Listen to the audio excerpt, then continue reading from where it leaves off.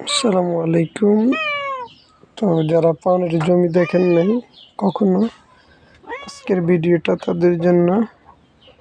তো এই যে কি সুন্দর পানের জমি, এগুলা নিচের গুলা কাটা হয়ে গেছে, এগুলা মোটামুটি বাতি হয়ে গেছে, এগুলা নামানো শুরু হবে।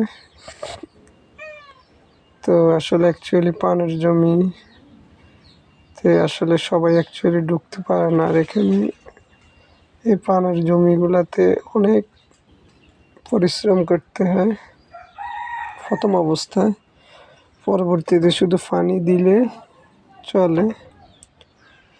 তো যাক, মোটামুটি এগুলা অনেকগুলা হারভেস্ট চলছে, অনেকগুলা ছোট। তো কেমন লাগলো আসলে পানের জমিটা অবশ্যই জানাবেন কমেন্টের মাধ্যমে।